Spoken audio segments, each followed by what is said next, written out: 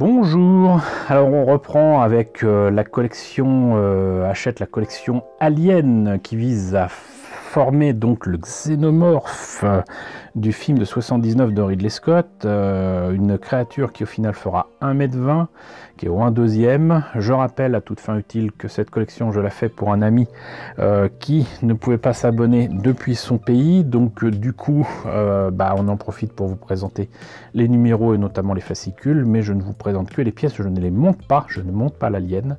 Si vous voulez voir ce que donne le montage de l'Alien, n'hésitez pas à aller sur deux chaînes amies, à commencer par Chris Collection, donc qui fait non seulement l'Alien mais aussi beaucoup d'autres collections sur sa chaîne, mais également le Monde d'Ilmic, qui également fait énormément de collections, dont celle de l'Alien. On se complète parfaitement puisque donc il monte l'Alien, il s'attarde pas trop sur les fascicules, alors que moi oui. Voilà, toujours beaucoup de choses à dire ou à commenter sur ce qui est raconté dans ces fascicules. Donc ce que je vous propose déjà dans un premier temps, c'est de voir ce qu'il y a dans cette énorme boîte, hein. Franchement j'ai l'impression qu'ils ont mis les bouchées doubles pour ces derniers numéros. On va voir ça et ensuite on verra le fascicule. Alors qu'est-ce que donne le contenu de cette grosse boîte? On va se méfier, comme d'habitude il y a souvent des trucs d'un côté et de l'autre, et là on a donc encore une fois des veines, quand même un morceau de quelque chose, je sais pas, est-ce que c'est vraiment pour le bras droit, mais en tout cas on le saura bien vite. Encore des aimants, des pièces caoutchouteuses mais quand même pré-peintes. Voilà, ça c'est pour un côté, et de l'autre j'imagine que c'est un voire deux gros morceaux. Voilà, effectivement il n'y a rien d'autre pour le bras. Voilà, donc c'est là que se mettent par contre avec de la colle, hein, forcément, les aimants. D'ailleurs je me demande si la colle était livrée avec la collection, je crois pas, il fallait l'acheter à part. Donc là c'est encore un autre morceau, comment dirais-je, d'articulation. Et donc voilà, on en a terminé avec les pièces qui sont quand même assez impressionnantes effectivement en termes de taille. Alors, ce numéro 49, effectivement, troisième partie du bras droit. Voilà, sincèrement, je trouve qu'ils mettent les bouchées doubles. Le combat final d'Alien, le retour, donc Ripley contre la reine Alien avec le Power Loader, et le Bambi Burster, donc l'Alien de Alien 3. Voilà, donc très clairement, on n'est plus du tout dans le premier film de 79, on est dans sa suite de 1986 de James Cameron, et je ne me rappelle plus de la date, mais il me semble que c'était plus proche de 91 ou un truc comme ça, pour Alien 3, peut-être même fin des années 80. Donc les pièces en présence, effectivement, 49,4 c'est l'humérus droit, d'accord. 49,5 c'est humérus droit aussi. Bon, ok. Et donc Alien, le retour, le combat final à bord du Stulaco. Se joue le dénouement du film de James Cameron, un affrontement terrible entre Ellen Ripley et la reine des aliens. Le tournage de la séquence représente un formidable défi relevé par l'équipe des effets spéciaux. Chouette, je sens que ça va me plaire. Si l'équipe de Stan Winston mérite des louanges pour sa reine alien animatronique grandeur nature, l'affrontement final d'Alien, le retour entre la créature monstrueuse et Ellen Ripley est majoritairement réalisé à l'aide de miniatures et de marionnettes, ce qui ne se voit pas nécessairement. Le résultat à l'écran est d'autant plus sidérant. Les marionnettistes, le hangar du vaisseau Sulaco se déroule le climax du long métrage, est une miniature fabriquée par Pat McClung, je crois que je vous l'avais déjà présenté, et les frères Dennis et Robert Skotak à l'échelle 1/4. Et ça aussi, je pense qu'on en avait déjà parlé. La hauteur du décor est d'environ 1,80 m, juste assez pour que les membres de l'équipe puissent manœuvrer leurs accessoires et caméras. En toute logique, le robot de charge et la reine alien sont créés exactement à la même échelle, mesurant entre 60 et 80 cm.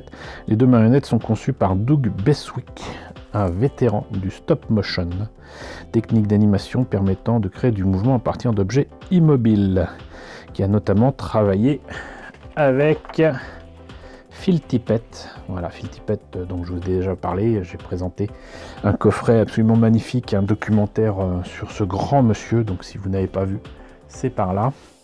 Donc Phil Tippett et John Berg sur l'animation des marcheurs AT-AT du film L'Empire contre-attaque en 1980. Les opérateurs sont cachés sous le plancher et déplacent les jambes des deux combattants à l'aide de tiges astucieusement dissimulées. Juste en dehors du champ de l'objectif, 4 opérateurs animent les membres supérieurs à l'aide de leviers reliés au personnage par des câbles de vélo. Oui, parce qu'il faut comprendre que cette animation-là, si parfois elle est vraiment en image par image, la Go Motion, en fait, c'est des séquences très courtes où ils se permettent d'animer comme des marionnettes, j'allais dire classiques, et notamment avec des câbles, comme ils le disent ici.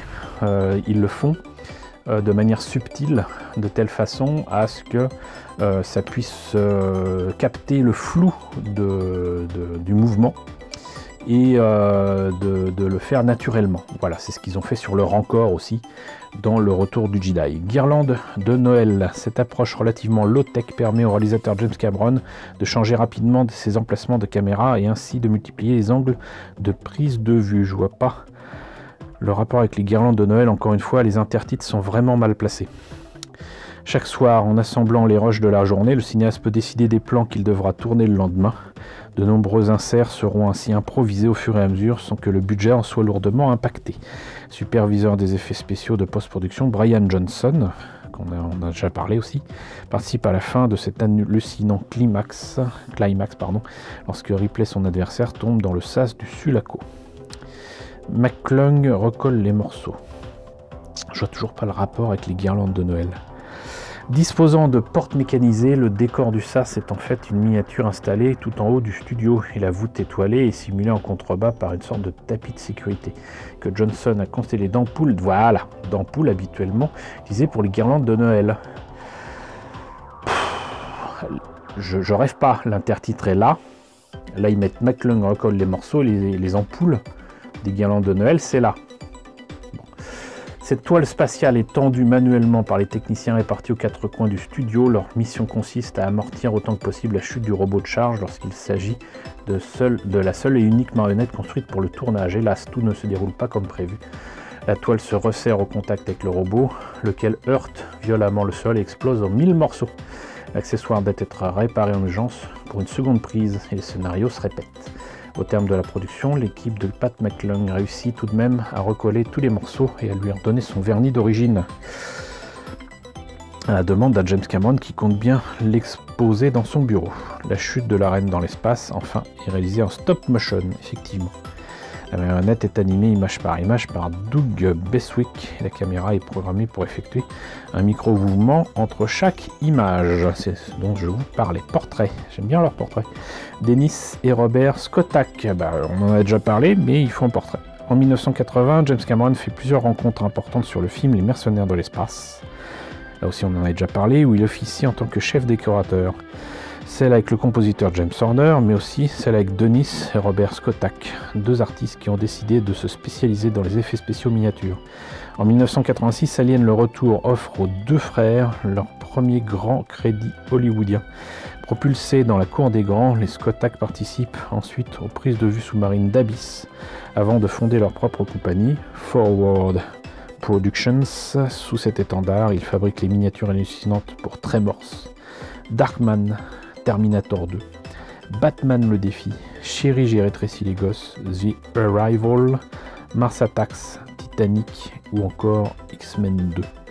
Peu à peu poussés vers la retraite par la démocratisation des images de synthèse, les Skotak reviendront au cinéma indépendant à partir des années 2000, participant à The Hall de Joe Dante et Harbinger Dawn d'Alec Gillis. Alors je vous avoue très humblement que The Hall et Harbinger Dawn, qui n'a pas été mis en italique, je ne connais pas, mais ça sera l'occasion de découvrir. Voilà. Donc, le Bambi Buster, avant qu'il ne prenne sa forme définitive, le rendant capable de courir même au plafond, le xénomorphe d'Alien 3 passe par le stade de Chest Buster.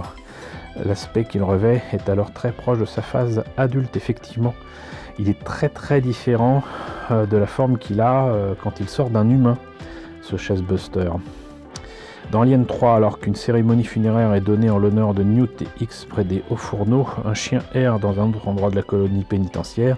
Enveloppé dans des sarcophages, les corps de Newt et X sont jetés dans le métal en fusion, alors qu'au même moment, le chien, pris de convulsions, surgit dans un bain de sang d'une forme atroce, un bébé xénomorphe sur 4 pattes. Presque adulte, avec Alien 3, on découvre à quel point une forme parasitaire de vie, appelée Alien, est capable d'adaptation. Car dans ce troisième opus, en effet, ce n'est pas un être humain qu'elle surgit, mais d'un animal. En fait, il ne fait nul doute que les aliens peuvent se développer à l'intérieur de n'importe quel mammifère en adoptant leurs caractéristiques pour en exprimer la forme la plus monstrueuse possible. Ici naît un alien quadrupède, puisque porté par un Rottweiler, mais aussi un jeune xénomorphe à l'aspect bien plus accompli que le Chestburster du premier Alien, car le développement physiologique d'un chien est bien plus rapide que celui d'un humain. Un diable sorti de sa boîte. Son crâne possède ainsi déjà son aspect quasi définitif, sa deuxième langue est déjà opérationnelle et son corps est déjà protégé par son exosquelette. Le nouveau Chestburster possède aussi des pattes proéminentes. Ok, il surgit toujours de façon si brutale, tel un diable qui sort de sa boîte. L'effet est encore plus saisissant dans sa version longue du film, sortie en 2003. Celle-ci prend en effet l'idée de départ de faire naître l'alien d'un bœuf mort et non d'un chien.